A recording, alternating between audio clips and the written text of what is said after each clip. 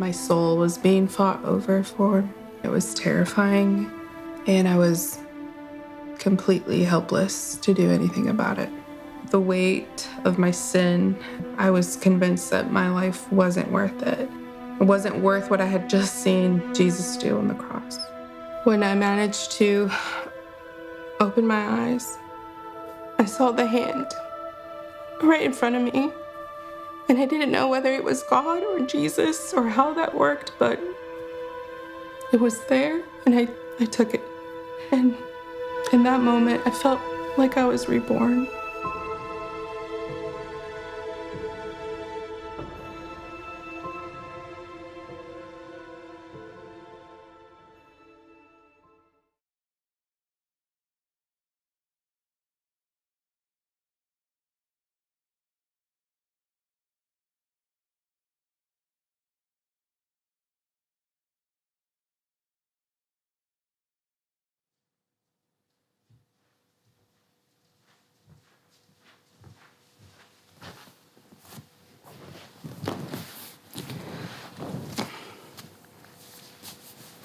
Hi, Brandy.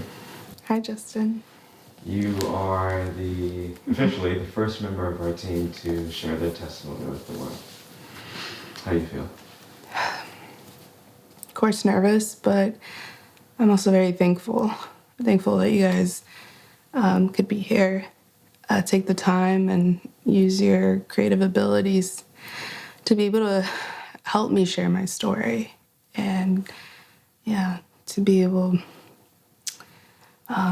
to hopefully share God's testimony as well, not just my own. Let's take it back a bit. Okay. When you think about your life before God, what was it like? Well,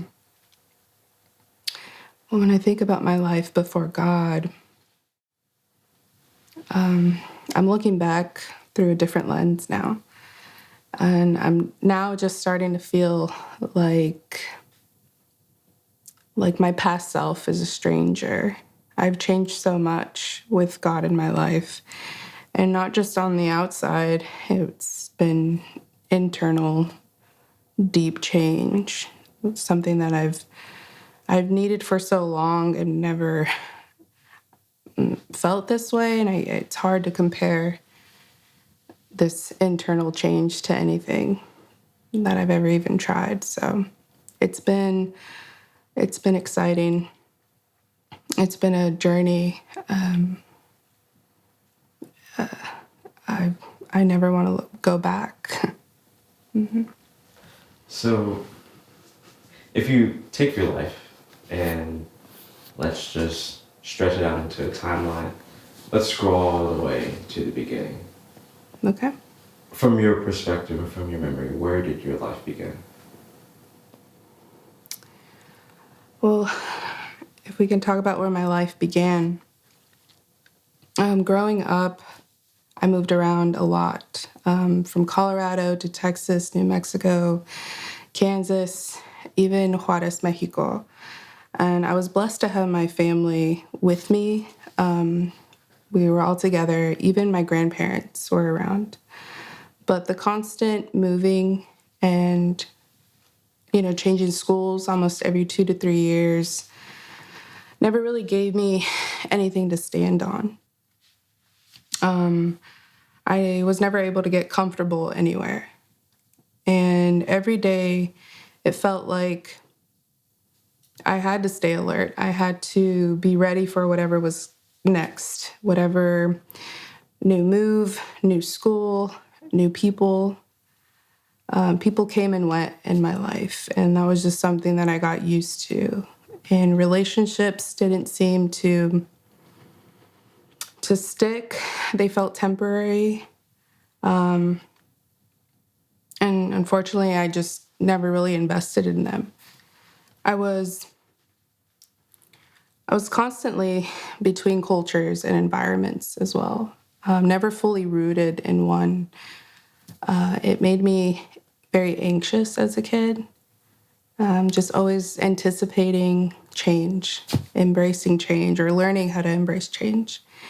That definitely became part of my identity. But with that instability, it also brought other patterns in my life: rebellion, insecurity, self-reliance, and a bit of isolation. I was always the contrarian in friend groups and with family because that's where I felt comfortable. But early on, even before I can remember, my dad tells me this story when I got baptized by the Catholic Church. I was maybe around 2 years old, and he says that when the priest held me up over his head, I drooled on his face, and he was, of course, disgusted, and he yelled at me, and he called me babosa, which means like drooler. And I was just a baby, but I like to think that that was the first display of complete disregard for authority. One of my first memories, soon after that I actually kind of remember, was falling into a pool as a toddler. I didn't know how to swim. And I remember I was sinking already under the water. And I remember seeing my brother just reach in, pull me out. And he was probably just thinking, like, this dumb brat, but I didn't know it then. But I think that feeling of not having just anything to stand on and feeling alone would follow me for most of my life. A couple of years after that, I was maybe 4. I experienced sexual harassment. And of course, that's not something that I fully understood. I didn't understand what was happening.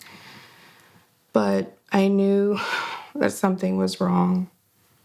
And because of that, I would, of course, tell my mother, but I didn't have the language for it.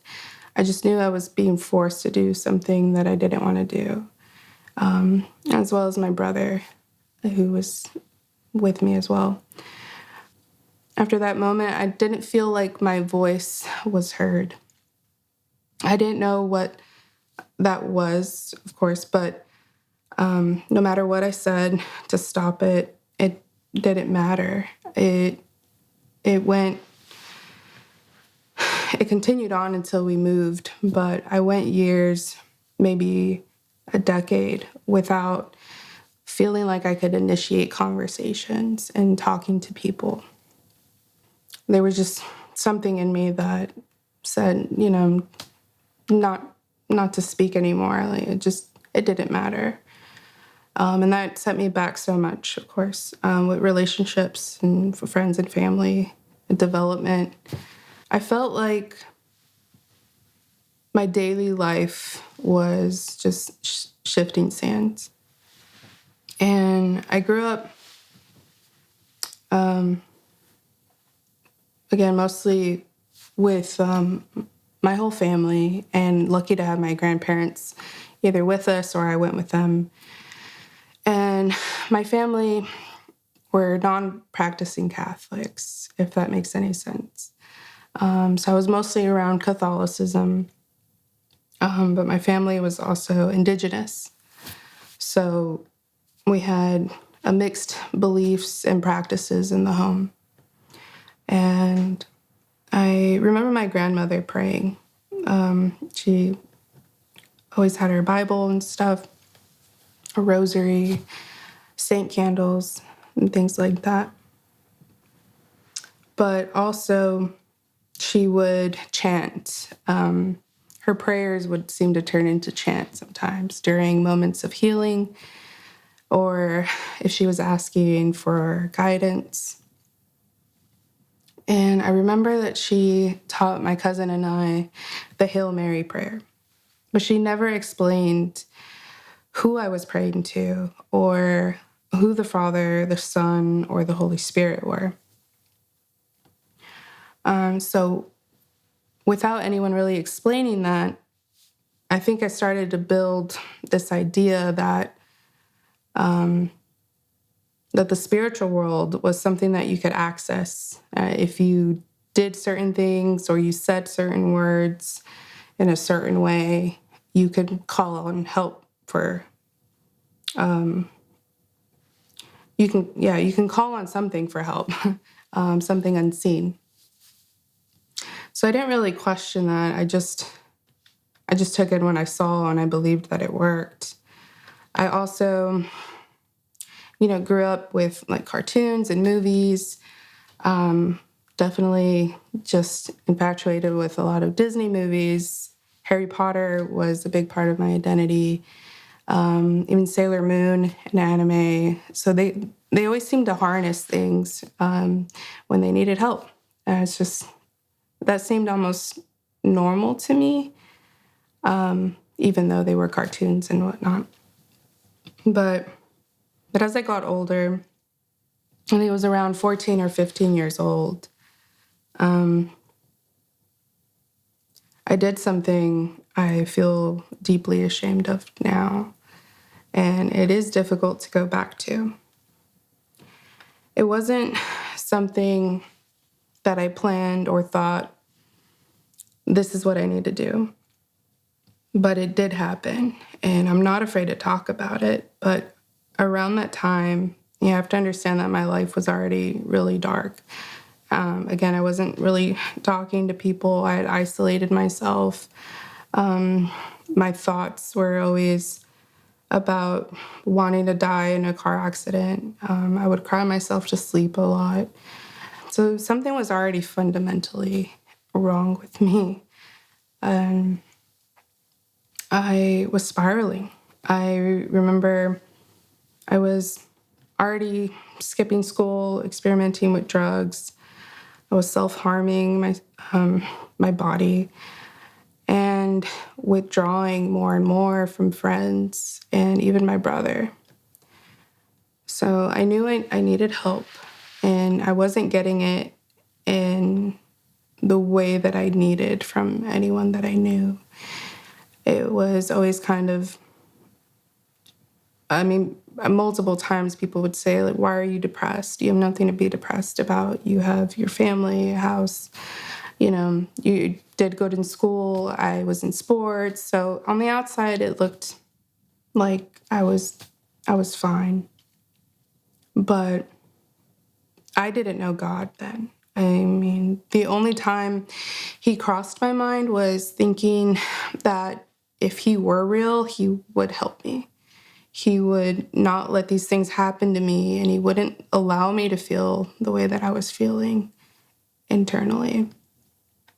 So that night, the thing that I'm deeply ashamed of is I woke up in the middle of the night, and I remember feeling that heaviness in my room. And I couldn't see, but it was there. It was palpable. It felt real, and it was pulling me. And I didn't think of it as random. I think I took it as an opportunity. And I got out of my bed. I called out to Lucifer. I cried out in desperation to whatever spirits that had the power to give me something different than whatever it was that I was living in. In that moment, I didn't care what it would cost me, even if it meant my life ending early. I think I was just that desperate.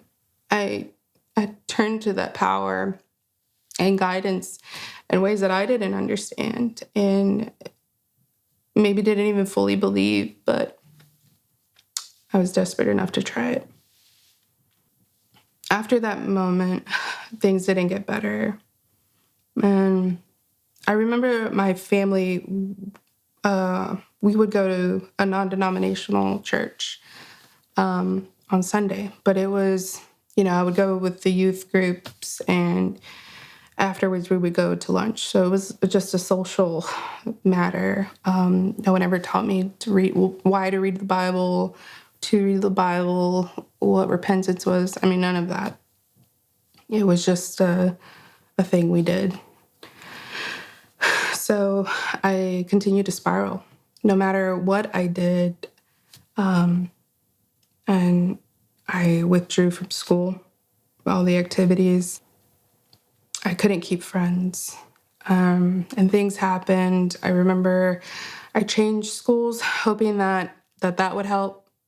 I became a little bit more daring, more rebellious. My boundaries were like non-existent. Found rock music, punk rock. I was just,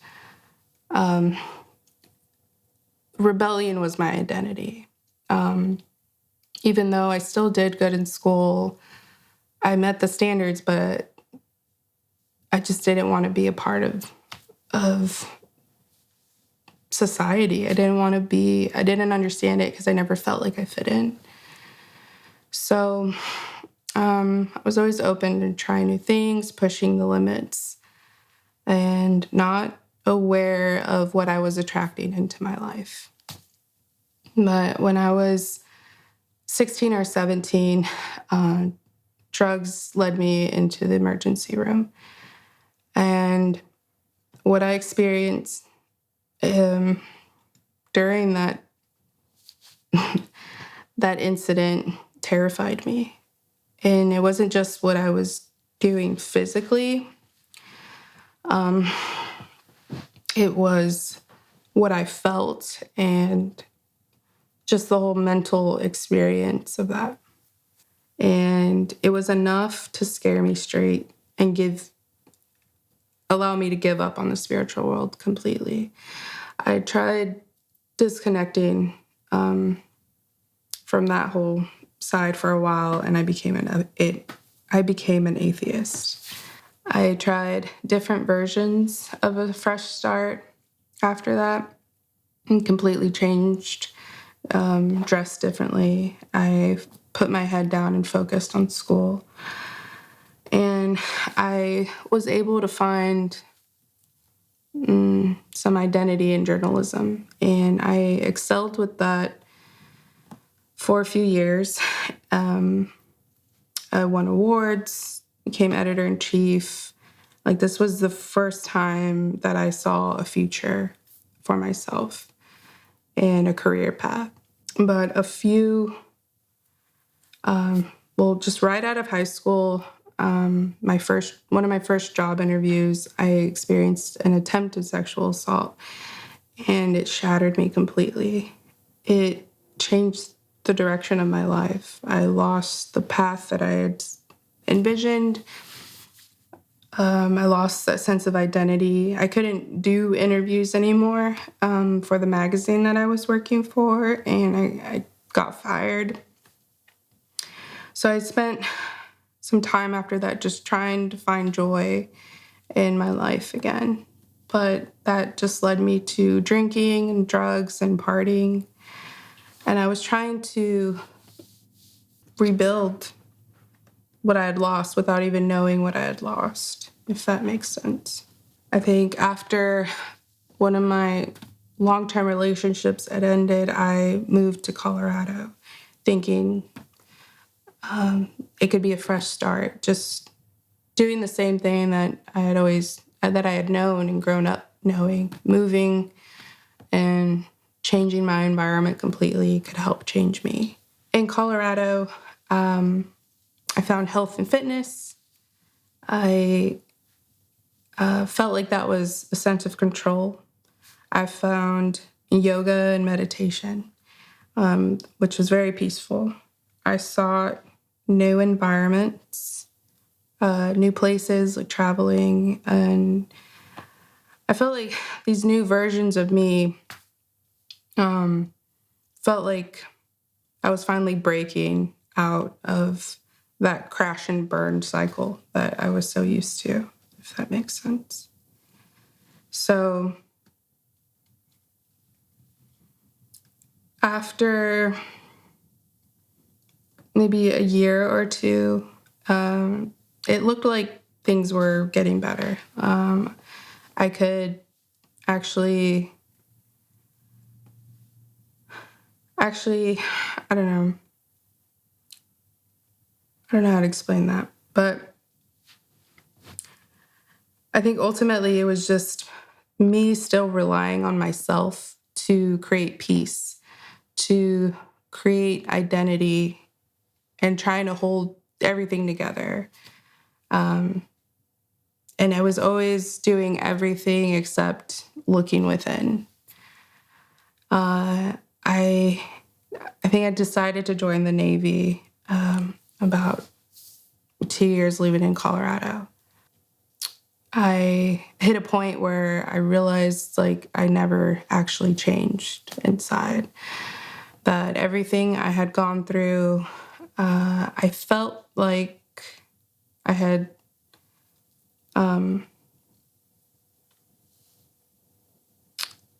I felt like what I was doing in the moment, I was trying to go to church and being involved with that.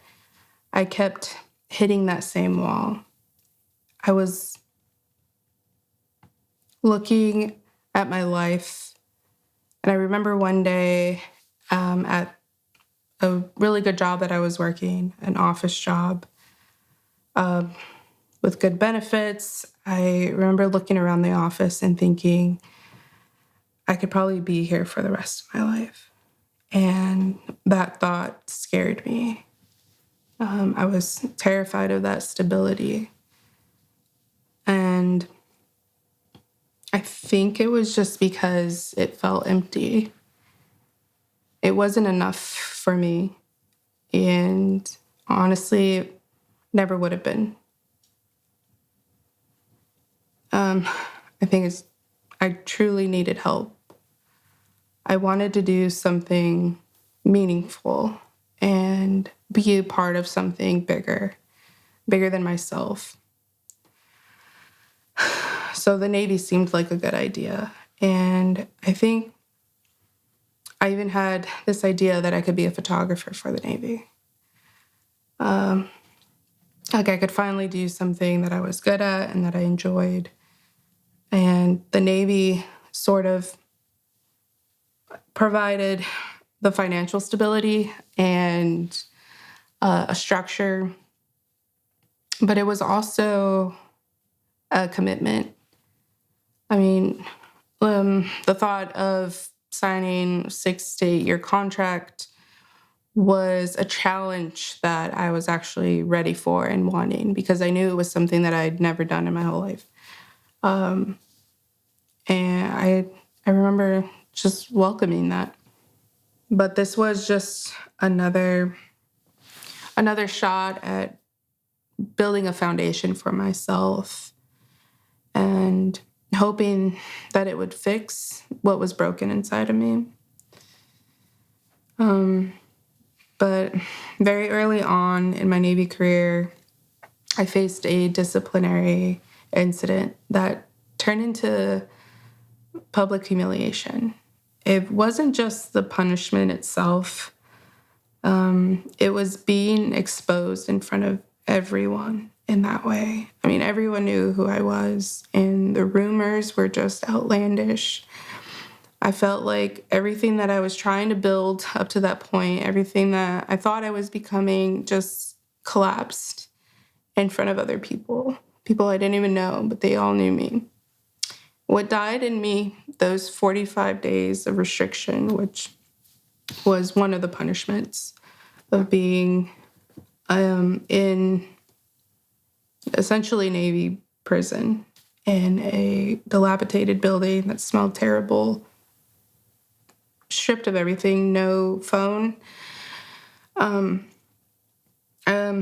There was people in there, but we couldn't really talk.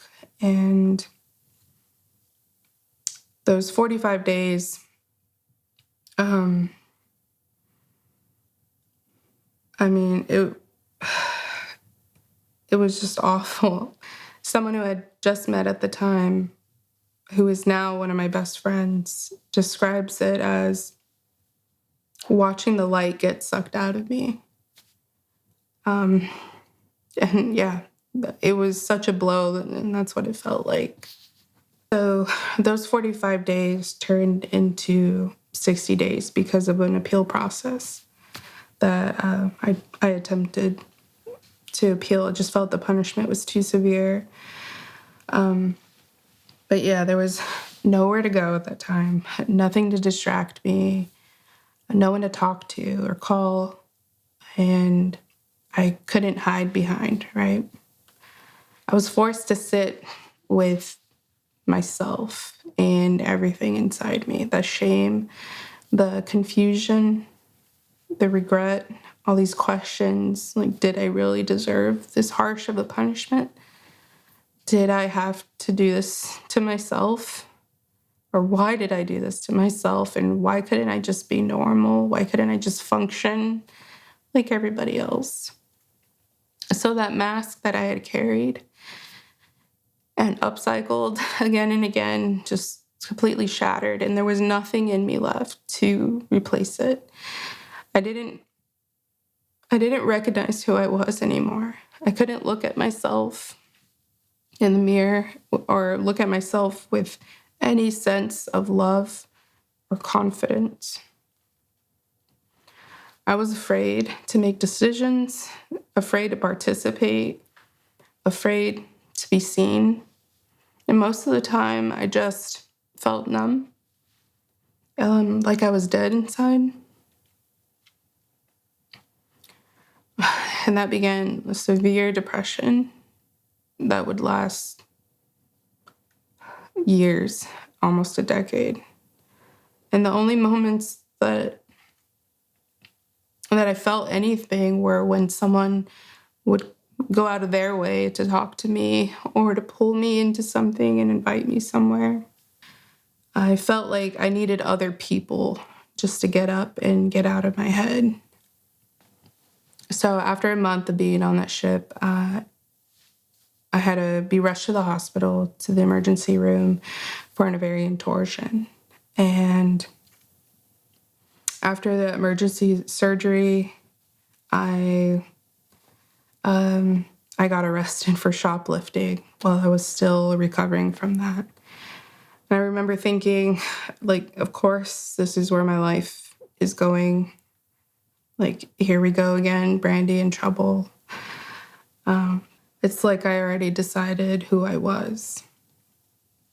And that was a troublemaker. I had no self-worth, and it felt like everything that was happening was a confirmation of that. So emotionally, I was just in such a dark place. I became incredibly suicidal. I was put on different antidepressants and sleeping medications. I was trying different medications every few weeks or months, but nothing was really helping me. I started counseling, continuous counseling, like once a week. And I remember at the time starting to become very angry, but also numb at the same time. At night, I would go to sleep with a bottle of sleeping pills in my hand with the thought of not wanting to wake up again. And I started cutting myself. I would have fits of rage in the relationship that I was in. I was getting physically violent, and then crying spells almost every other day. It was like I had just completely lost control of myself and respect for myself and others. But on the outside, it looked like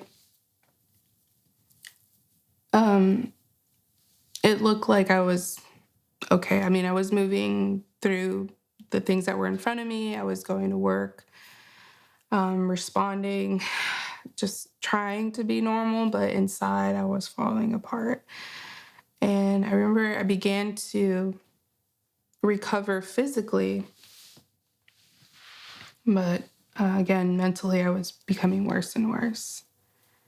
And I think what made it so heavy was that I had already convinced myself that this was just who I was. So at one point I got admitted to psychiatric ward with the Naval Hospital for about a week. And looking back at that now, I realize it was such an odd place to be, where I had no control, and it was so silent. I mean, that silence felt like the dust settling after a major catastrophe. That was my life. And it was a reflective moment, but there seemed to be such a weird disconnect between patients and a disconnect between the patients and the facilitators or the nurses. I felt like I was just taking up space, and the lack of compassion was louder than the silence in there. Again, just like restrictions, I was stripped of everything, couldn't go anywhere. Luckily, I had friends who would visit and keep me sane and the relationship that I was in. But I remember that first night they stopped giving me the medications that I was taking, and I was on several antidepressants and sleep medications, and I was so sick that night. That first night, I remember just asking for help, and they couldn't do anything about it, but they also didn't want to do anything about it. So again, that just left me feeling worthless, like I didn't matter. But after that, I tried to... So after the psychiatric ward, when I got out, I just tried to focus on work, put my head down again. And I was doing IT work at the hospital.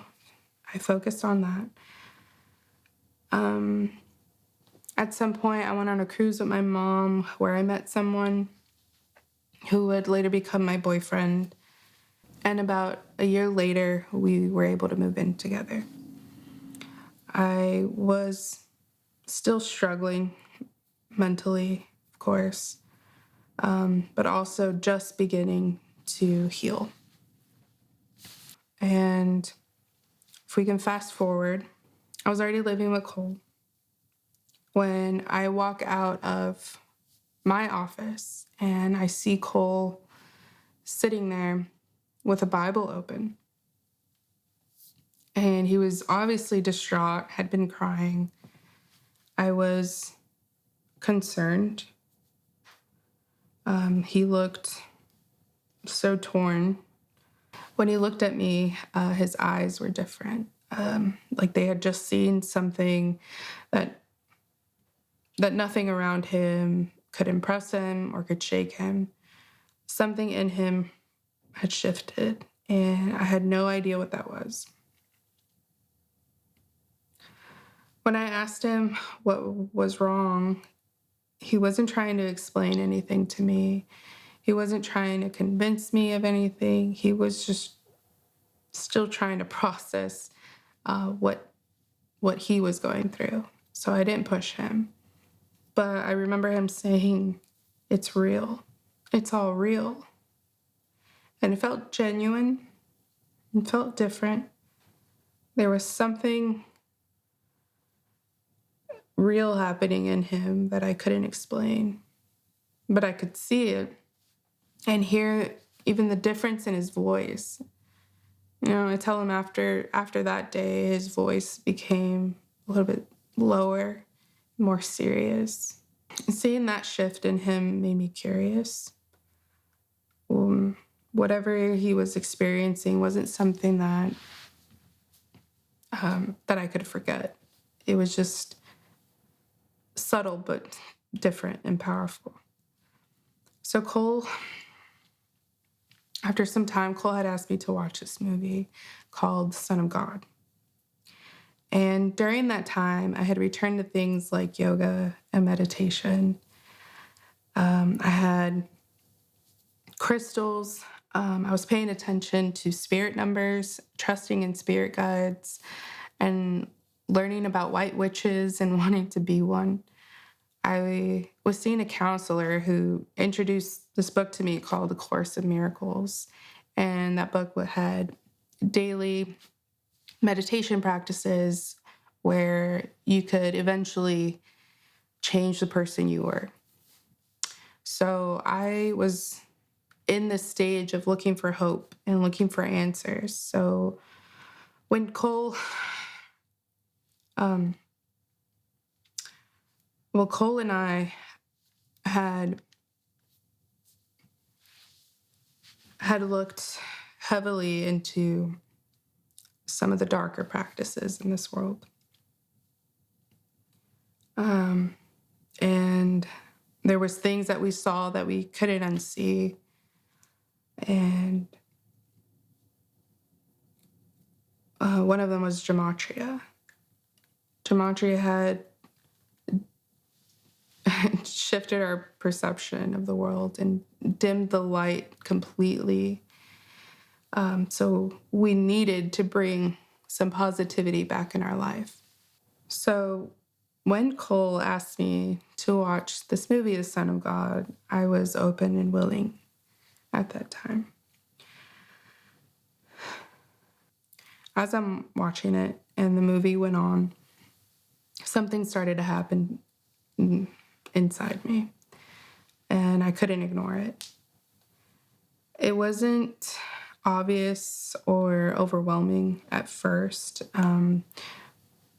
but I noticed that the pressure was building. There were certain moments that hit me in a way I wasn't expecting. I mean, I had seen Passion of the Christ before and remember crying, but this movie wasn't as much of a spectacle. When seeing Jesus and the way he was portrayed and the way he responded to people, the way he carried himself and everything, it just felt different. It felt, I don't know, it just felt genuine. And I started to think about my life choices, my whole life, the things that I had done. It was starting to weigh on me. I was being affected in the middle of the movie, like mentally and emotionally. I was physically uncomfortable, and it wasn't something that I was paying attention to. But when the movie ended, I realized that my body had shifted into a position that I can only say seemed to be mocking what I had just seen in that movie. Of course, mentally, I was realizing just how troubled I was. And I remember looking at Cole and I just started crying.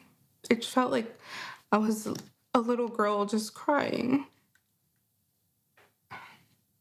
And I was scared, but nothing had really frightened me. There was just something happening inside me. So when I looked at Cole, and he didn't really show compassion for why I was crying, I remember him just saying, "Be strong." To try to calm myself, I decided to take a shower. I didn't know what else to do. I just needed to be alone and relax. But that guilt, that heaviness didn't go away. It got stronger. What happened in the shower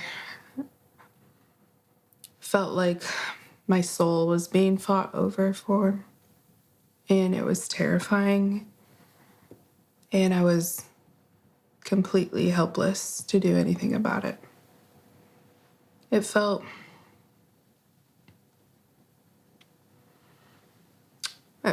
at first there was these memories that flashed through my mind, and I was convinced that it was time, that I wasn't supposed to be here.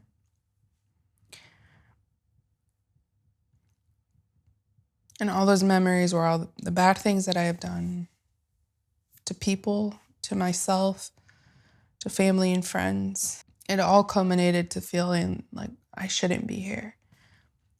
You know, and things from my past, like falling into a pool as a toddler, the drug incident. even bike accidents, emergency surgery.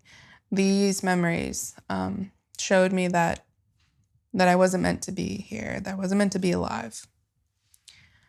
And that, combined with the weight of my sin, I was convinced that my life wasn't worth it, wasn't worth what I had just seen Jesus do on the cross. I wasn't worthy. I wasted my life away. And I couldn't fight that voice. I didn't want to. I was so defeated. So I laid down. I remember my eyes closed and I could feel myself slipping into a stasis. I was slipping away. I stopped breathing as it was so easy to. I laid down on the shower floor. I couldn't feel the water on me, and I couldn't hear it. My flesh was no longer. And what happened to me in the shower, I can only describe as like my soul being fought over. It was terrifying. And I was also just helpless to do anything about it. I remember going into the shower because I didn't know what else to do. I just needed to be alone and to calm myself. Those emotions got stronger, not just emotionally, but my body felt so heavy. My mind quickly flooded with these memories. Everything that I had done in my life, everything that I had been through, everything that I had tried to ignore, it all started coming to the surface at once. And it wasn't like I was thinking through these things. These memories flashed through my mind quickly and vividly. And I remember, I remember hearing this voice just to lay down and go to sleep, a deep sleep. That it was time, that I wasn't supposed to be here. These memories that flooded my mind all the bad things that I've done to myself and to people, all the things that I've done in secret. I couldn't stop them. I watched it all play out like a movie, and the guilt tormented me so much. And it was all these moments in my life where I shouldn't be alive as well. I mean, the falling into a pool, the drug incident, these bike accidents, emergency surgery, these memories all culminated to show me that I wasn't meant to be alive. And combined that with the weight of my sin, of all the bad things I've done, I was convinced that my life wasn't worth it. It wasn't worth what I had just seen Jesus do on the cross. That I had wasted my life away, and I couldn't fight that voice. And I didn't want to. I was so defeated. So I lied down. With my eyes closed, I could feel myself beginning to fall into like a stasis. I was like slipping away. I stopped breathing, and it was so easy to. As I laid on the shower floor, I no longer felt the drops of water. I couldn't hear the shower water coming down. I mean, my flesh was no longer. And I could only describe that feeling as detached from my body and the physical world. And I remember feeling this like ascension. It was a beautiful feeling, a lift. And I remember thinking or wondering if it was Jesus that was convincing me it was my time to go. And this was the end of my life, and I was passing away. I was dying. So while my body just laid there, my eyes are shut, and I began to see some silhouettes. They were blurry at first. I thought they were loved ones, maybe ancestors approaching me. And there was light coming from behind them, and it was shining up the whole space. It was white and yellow, and I could see them. I could make out these figures. And in the middle, I noticed this person looked like my mom. And she smiled at me. She opened up her arms to welcome me or give me a hug. And I was wondering why my mom was there. And I doubted for a split second, and I got scared. It just didn't make sense. And as soon as I felt that, I was pulled down in this darkness. It was like a roller coaster, just free falling. And I'm being pulled down in this darkness.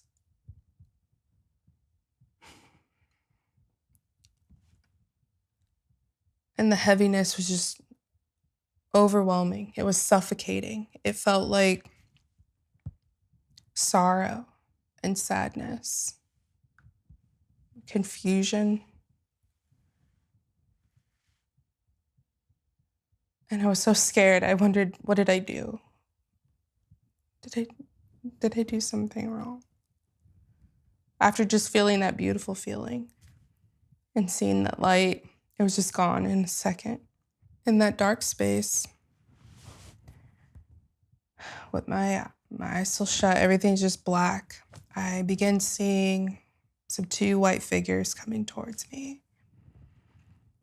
And I look, and they're crying out. And they're two lambs, two white lambs. And they're running towards me. And they're trying to escape something. And it looked like the darkness was trying to pull them back. And they get closer to me, they're crying, and all I want to do is just help them. I didn't care about the state that I was in or what would happen to me. They didn't deserve to be there. I reached my arms out and just wanted to help them. But when I reached my arm out, it was like my mind rushed back into my body instantly. And I remember seeing the light through my eyelids. And then I started hearing the shower head. I gasped and took in a deep breath. I was back in my body.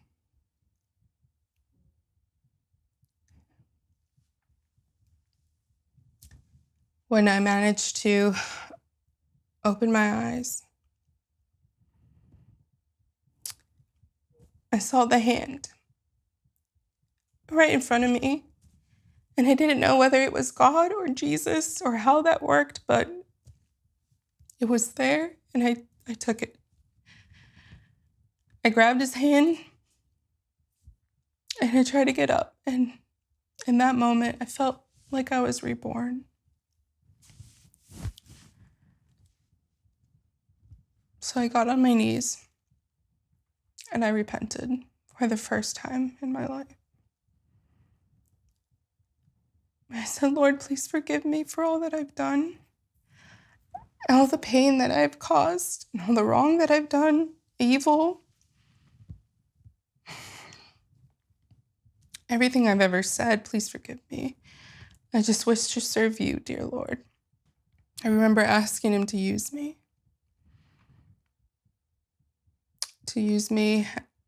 in this world. I think when I finally surrendered, it was because of defeat in a way. I was tired. I was over leading myself into this pit of despair again and again. Throughout my whole life, whatever solution that I was bringing to the table just kept leading me back into pain. And just seeing those memories so fresh in my mind, I mean, that helped me to realize I was just done. Whatever I was doing wasn't working. And the only place that I hadn't looked was with God. I had nothing else to lose.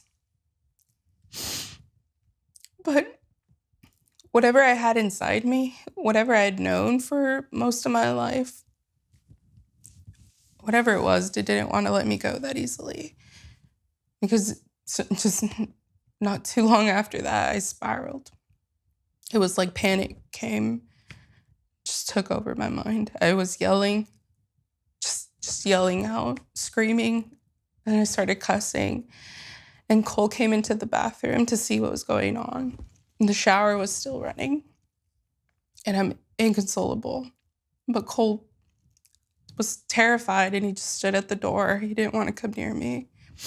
I began yelling death threats and blasphemies, just things that I don't ever want to repeat again. I was completely hysterical. And I just remember yelling, help. And I looked at Cole and I said, help me. And he just looked at me. And he said with intent and fierceness in a way that he's never spoken to me before. And he said, read the Bible. Read the Bible. And I looked at him like, what? How is that going to help me in this? I didn't understand how that was going to help me. And I just really felt like I was losing my mind. Like, how was reading the Bible going to help me? But in that moment, I was just like, okay, I trusted him. So that night, I started from the very beginning through Genesis, not really understanding what I was reading. I didn't even know how to pronounce some of the books, but I kept pushing. I kept going. I was determined to at least give it an honest try. And I noticed several things in those first few days and the weeks that followed that.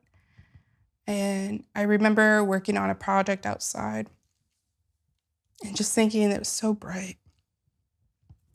My eyesight was literally clear. And I remember this feeling of that dark cloud just being lifted. And I was actually able to see. I had so much clarity. And I can describe that as like the floodgates in my mind were open and just everything was coming in. I mean, so much clarity on things that had happened to me in the past and things that were happening in the world. All these things were just finally making sense to me for once. I was very vulnerable though. But since that night in the shower, November 1st, 2023, I haven't desired to go back to my old ways.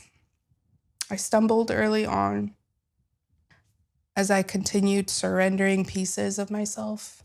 It literally felt like old pieces of myself were shedding off the closer or the more I was learning.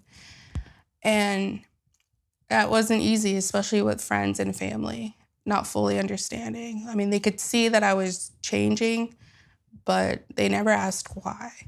But I kept going and I kept my faith strong. I kept studying. I kept letting him work through me.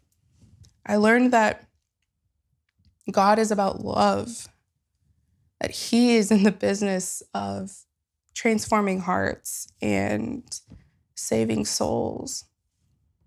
But I had to learn what it actually meant to sin. The commandments weren't just rules to follow, they were a guide, but they were here to protect us and to protect one another. God's greatest commandments of love God and keep his commandments for a reason. I had to learn that.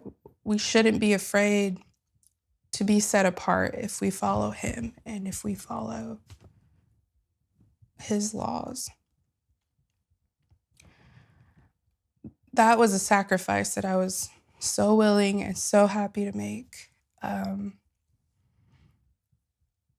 now I can say that I can see the fruit of his labor in my life. God has brought photography and videography back in my life again, and he's brought people in my life that bring so much comfort and hope in ways that I couldn't have chosen. But to create things now, compared to creating before God, is something that I feel safe to do now. I feel guided. I'm not alone in whatever I decide, whatever I create and inspired to do. I have him to guide me. And I just believe that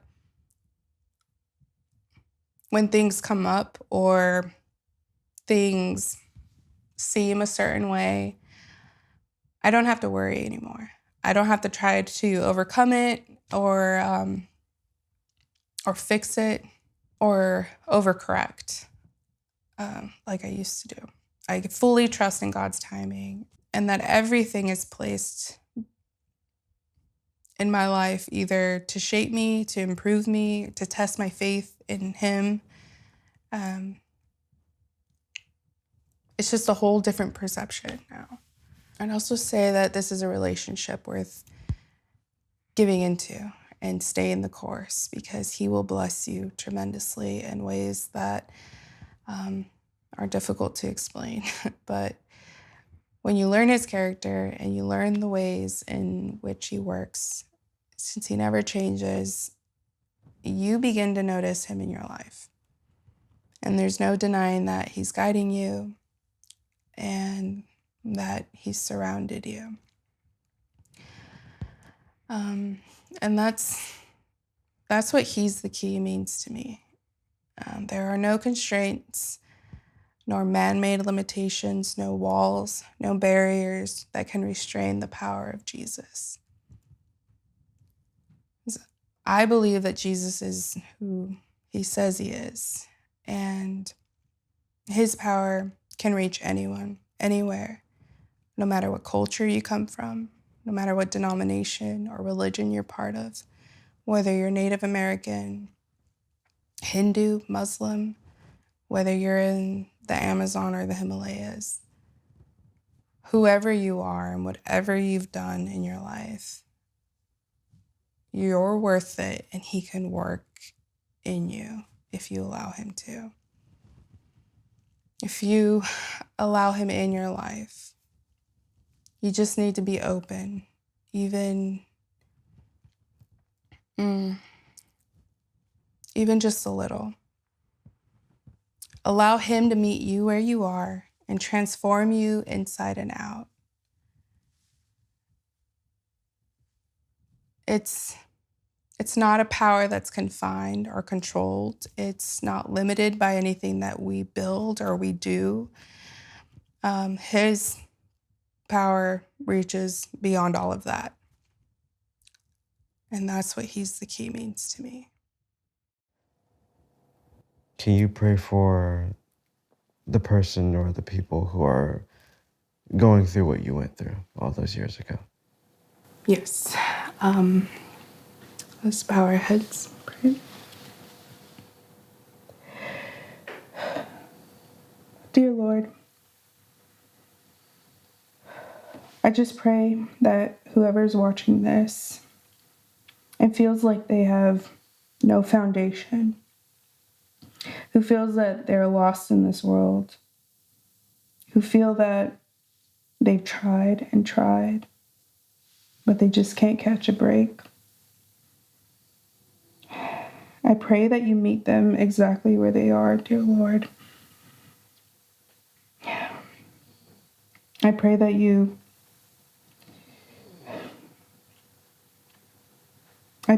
open their minds and you open their hearts, and that you give them the courage to come to you, even if it's just a small step, dear Lord. I pray that they take that step. I pray that you show them your truth, and you send them your Holy Spirit and surround them with your love and remind them that they are worth it, that their souls are worth it, and that you can be trusted and that you are good. Oh, dear Lord, those who are struggling, just be with them. Lift them up. I know these are dark times. I know the world is crazy and people are looking.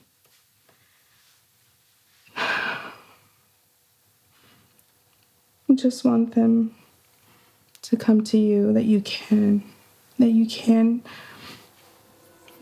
help them and guide them, and they can trust you, dear Lord. In Jesus' name I pray. Amen.